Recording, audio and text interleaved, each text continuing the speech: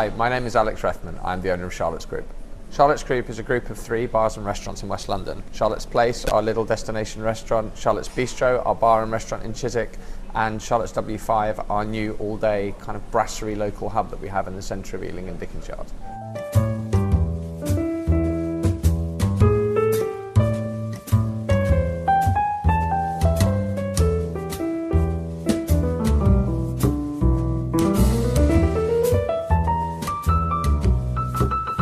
I remember the most wonderful customers that I had from the outset, people that are still coming into the business regularly. For example, Chris, who had his 60th birthday party at Charlotte's Place recently, which was absolutely lovely. I've been looking after them for about 15 years. So I've seen their kids from 4 or 5 years old, right through to now they're bringing their fiancés and all sorts into the restaurants. I remember a lot of people quite fondly that were there since kind of the very beginning that are still loyal customers.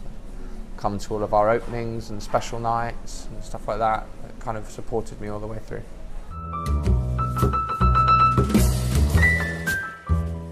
I think that I would, rather than just being focused on opening more sites in the day-to-day, I would spend a lot of money on training and development. More than anything else, we'd like to have an academy, training, and to change the hospitality industry in the UK. I've come to the conclusion that it's kind of at the root of people not taking hospitality seriously in this country, and there are plenty of models all over the globe where people pay a price inclusive of everything when they come into the venue, much as you would in a hotel. You don't tip extra in hotels nowadays. You pay £100, £200, £300 a night, and you expect a level of accommodation and service that's acceptable for that expenditure, what can you call it. For us in hospitality, there seems to be this thing where that people are expected to turn tricks almost at the table, and I'll decide if I'm going to give you a few extra quid here or there, and actually you can't take that to the bank, you can't get a mortgage on that. That undermines hospitality as a career option. Plus we've got a long-standing relationship with service in this country, which is, whether it's colonialism or whatever it is, that is considered to be something which is not a viable occupation, or something that people would just do as transient staff or whatever, and it's not something to be respected. And I fundamentally find that offensive, being so passionate about hospitality. I chose to do it. I could have done any number of things, and most of the top guys that work with me similarly could have gone into a number of different professions and chose to do something they're passionate about. So I think for me, I would use our position to lobby the government to take our industry more seriously, to put in more training and development, to try and get more people to come into what is an incredibly honourable and exciting industry.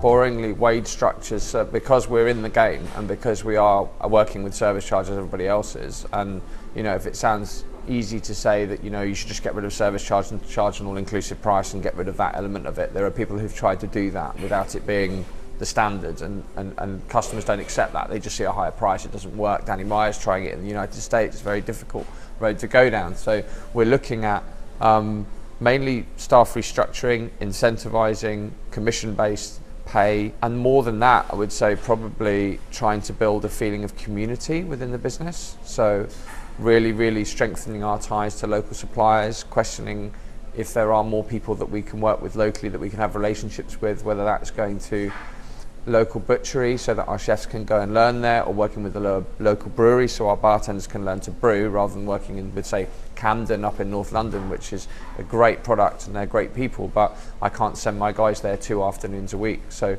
really trying to think about, without that academy and without that level of investment, how we can bring about really interesting learning and development within the company, and also hit the sweet spot, which for me, I always talk about sort of a marketing thing, so something for the customer, something that works for our suppliers, and something that works for our staff.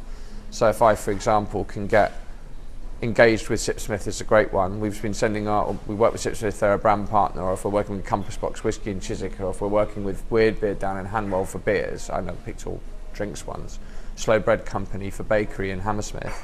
Do days there, training days, experience days with your staff that they're happy to do. Let them learn a skill, capture it on video, make it all part of the brand story, and then you hit that sweet spot of something we can put over social that celebrates our investment in our staff and the quality of our product and our partners and suppliers and gets them bought in as well, and actually markets the business through quality rather than, you know, broadcasting offers or broadcasting your product. So that's probably the most important thing we're working on at the moment.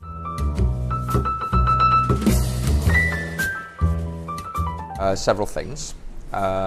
People. Working with people that I like working with and that are passionate about what we do as well. That's where you get your energy from, but at the same time that's the greatest challenge, because I lost somebody very important to me recently, but he's going to open his own restaurant, so in some senses that's a great source of pride, and it's probably the best achievement that I could have enabled him to go and do that. But at the same time it's quite hard, because you're losing somebody that's been through a lot with you, that you've mentored. It's a really tough one, because it's not realistic that you're always going to keep everybody in the business. I think the people would be one of those things. The creative process and everything that's involved in getting to a single moment, which is identifying a place, a site, a building and designing every detail of that, and from the music to the lighting to the furniture to everything that sits on the table to putting the people in the building to one particular moment. We always tell the story of when we nearly died working 9 months, myself and my assistant manager, in the second restaurant in Bistro, and she wouldn't go home. Like she had to match me for hours. She had this sort of really fierce, wonderful French assistant manager that was just determined to put it in. And we were nearly broken after working sort of 14, 15 hours a day, 7 days a week, and it felt like 6 or 9 months. And there was a lovely couple that had become regular customers at the restaurant, and he came in and he had arranged with us to propose to his girlfriend in the restaurant. I remember being stood at the reception desk with her after we'd worked so hard over the 9 months and put so much in, and been battered, and a lot of the time been short-staffed or had been tough, and he proposed to her in the restaurant, and she just said to me at that moment, "I think it's all been worth it." That was lovely. And it had been so much stress, and it was so incredibly difficult to do, and going from the one restaurant to the two, and it had been such a difficult process, but it was quite amazing that they had already decided that that was their favourite place, and that's where they wanted to do that. Kind of cool.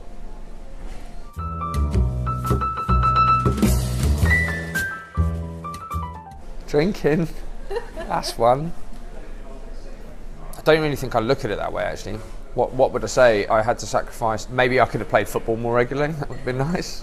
Other than that, you know, I would say that I could have had more holidays, or I could have had this, or I could have had that. But I don't know. I just don't really look at it that way. I enjoy what I do, and you know, that's normally other people telling you that you should have been doing this or should have been doing that with your time. And maybe that's because they just don't have anything that they're quite so passionate about in their lives, or something that they're so fixated on. But yeah, I don't see it as a sacrifice. Ideally, Mallorca.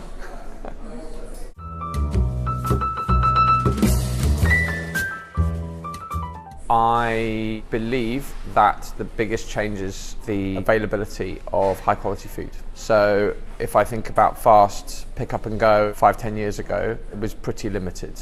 Now you've got high quality salads, sushi, wraps, all sorts of stuff that you can get, and also home delivery has kicked in, and there are a lot of decent quality products that are available to be delivered to home. And I think we have to accept that that's a competitor against sort of traditional restaurants. So for me, you have to create an environment that serves a purpose to people above eating and drinking now as restaurants. So you need to have a level of hospitality or some use for the building, or just to generally become part of a community so that you actually serve a purpose above and beyond feeding people.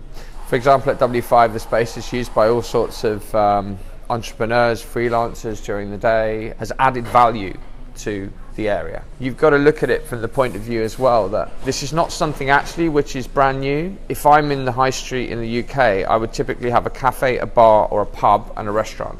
If I go back to Spain, There's one place on the corner where there are people having a coffee and maybe a brandy because it's Spain in the morning before they work in the market. They might have lunch there, they might have dinner, they might have whatever. They might sit there any time of day, right through to 1, 2 in the morning when they might be having a beer. You don't need buzzwords for all day, everyday hub or whatever, blah, blah, blah. It's just something that sits within the community.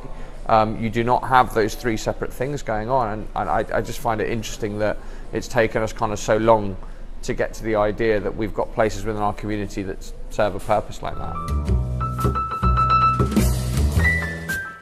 I think because I'm passionate about what I do, because I work hard, because I think I do lead from the front to some extent, although I'm trying to be a bit more kind of managerial and not sort of try and micromanage. Everybody would say that they would learn a lot from me about hospitality and business.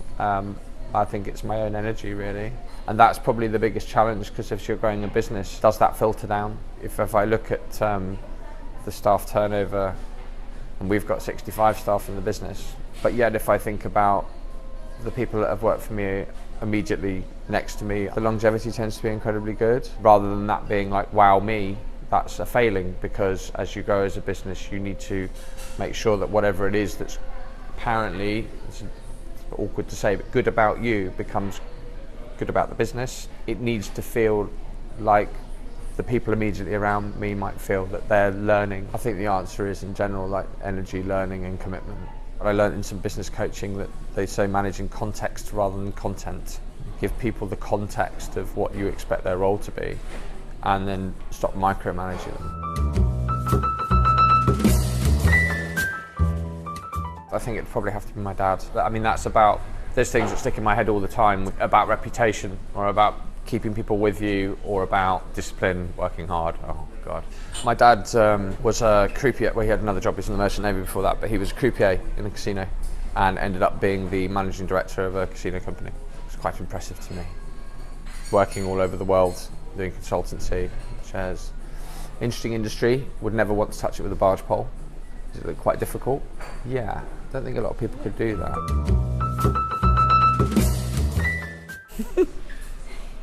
Wasps. Depends what drives you, doesn't it? Maybe. I think the issue for me is that I always expect to be successful. I always expect that we're going to achieve the goal.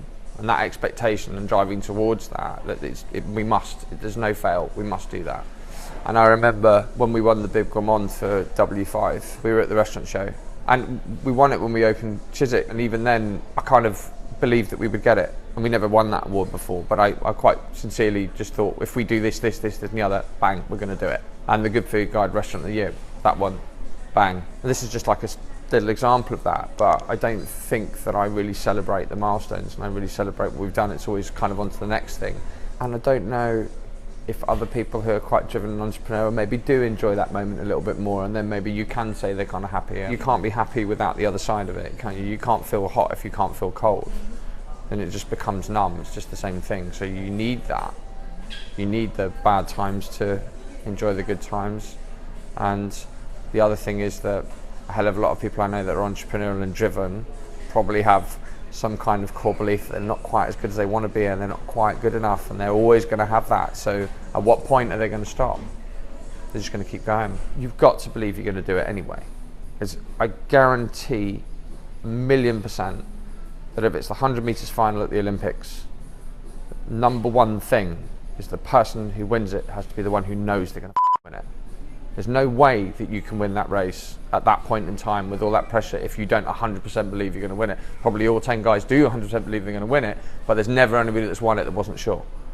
And so, you know, and can you do that, and can you do that again, and when can you fail, can you pick yourself up again? But you have to have that belief, and that's within sports psychology in terms of individual motivation, goal setting and everything, and also team, getting people to try and achieve things together. Very interesting. At Harvard Business School about building teams and success and drive and all that kind of stuff, because it doesn't matter what industry you're in and what you're doing, these are common human traits that people feel not good enough or not confident, or you know, they need to be in the right mindset to perform no matter what they're doing. I got really excited when we were opening W5, and I came up with this idea for a menu. And Apparently, according to Michelin, it was the blueprint for the perfect neighbourhood restaurant, which is the highest praise that I've probably ever received. To me, I was thinking about creating a venue, a beautiful venue where we were going to achieve some really difficult goals. Doesn't sound like much, but it was going to be 7 days a week. We've never done that before. It was going to be 8 a.m. till midnight every day. We haven't done that before. Within the design, that creates some real challenges around a place that can perfectly transition from being somewhere I would like to have a cocktail to somewhere that I'm going to be first thing in the morning having coffees, breakfast, meetings, whatever. So that's quite an interesting thing to try and achieve, the heritage building. And then I kind of thought that we could do something really special with the food menu, and developed something with my head chef at Charlotte's Place around how tight could we keep the menu with different sizes and this, that and the other, and I could show it to anybody who cares to see it because it's consigned to history now. As a bit of work, it's brilliant. It's utterly brilliant. You could send out, and we did, 500, 600, 800 plates of food in different sizes and this, that and the other, and the menu was so small that you could have different experiences with it, and they could be, well, we won the Bib Gourmand with it, but they could be 2 rosette standard, even 3. Think of like almost no delusion, might be delusions of grandeur, but like a deformalized maze, right?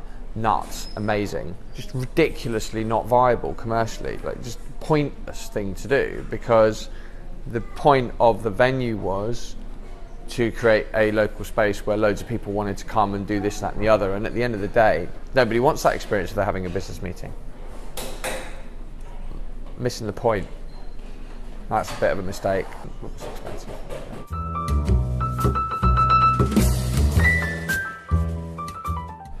No, not really. I think good stuff and bad stuff happen. It's probability, it's mathematical. It's 1/6 chance, whichever number you put your money on the dice, isn't there? It's not luck, it just is. Well, yeah, but I mean, roulette, similarly. But I mean, you have good fortune, good luck. When I had Charlotte's Place years ago, we got the Old Man pub next door. It was an absolute sticky carpet, absolute nightmare. Like, it did no business whatsoever. And that pub, we were doing brilliantly at Charlotte's Place. Just had the one restaurant. Honestly, the highest percentage satisfaction at any stage in the business, because I was there all the time. Anybody who left the business would be like, oh my God, it was amazing. And the business was going kind of slowly, organically. I didn't really have much money to market it and push it and so on and so forth. A gastropub company, small group, who had a decent amount of money behind them, bought the pub next door to us, 3 months, gutted it, opened it up, and it was great. It was proper food, good chef. It's about, I don't know how long ago, 12 years ago. And it was a game changer, and they had money for marketing, and suddenly this dead spot next to us, and we're right down on the common, so there's no footfall, was really high quality, really good beers, great staff, great team, really fantastic, spent loads of money on marketing it and brought loads of people to our doorstep and gave us a massive opportunity. Is that luck? I suppose it kind of is. But I definitely have always, there are things that happen to you, like power cut on Valentine's Day, that was a good one. Lost a lot of money. That was probably within 2 years of the other thing. And you think to yourself, well, is it luck, or just sometimes bad stuff happens and sometimes good stuff happens to you? And kind of really important to remember the good ones for when the bad ones hit you. This is something which I think anybody who is a founder or in a business, you want to get to a point where the business is not dependent on you. And I think that creating that environment and creating that structure and that business so it becomes like an ecosystem that's not dependent on you is quite difficult to do. I think quite often subconsciously in some way founders or owners don't really want it to happen and actually sabotage their own efforts to do that, or suddenly they feel like they've lost their purpose or their value because they start to do that. But at the same time, I think that everybody goes through peaks and troughs of energy, of feeling inspired, of feeling positive. And if you're at the top of the business, then kind of don't often have somebody to pick you up, especially if it's a difficult time for the business, and if you have to be the one to sort of just soak it up and just keep everybody calm and move everybody forward. And I think that takes a lot of you. I think you don't want to be in that position, but you maybe it becomes habitual, or you get used to it. I think that's definitely the hardest thing. It's why you look at people going into networking groups with entrepreneurs, or or going to business coaching, which I think is immensely valuable if you can have somebody that's your kind of person that helps you. A business coach I worked with who's great, Breda said to me before, if you're Andy Murray, you're the best tennis player in the world, but you've got a team around you, you've got a coach that kind of put you out there and keep you going. PT, a business coach, a team, a therapist, or whatever the hell you need, then you've got to kind of keep yourself and say fit for work and keep going, because it does take a lot out of you. So I think it's trying to find that balance and trying to make sure that you can keep giving everything you need to give to keep it going. I read a lot of online content. I find myself looking at a hell of a lot of stuff. It's like they're normally something that's got something to do with restaurants. So Art of the Restaurateur, Nicholas Lander, Danny Meyer's Setting the Table. It's something that if anybody cares about or works in hospitality or wants to understand it, then probably they should read. And it's very personal to him, but it's also about his passion. It's about hospitality over service. That's important whenever you're dealing with people. You need to make them feel welcome and make them feel comfortable. It's just whatever hits me on the day that I want to find out about. The most transformational, amazing thing in my lifetime, and most of my lifetime, is that readily available information. You can just pick up anything that you possibly want, and I am totally internet based. Like that's how it is. I just consume a hell of a lot of information that way. Coming up with really crazy menu concepts on like £2 million projects that don't work. Is that good enough? I'll just do that. I wish I was a little bit taller. Going to Ibiza.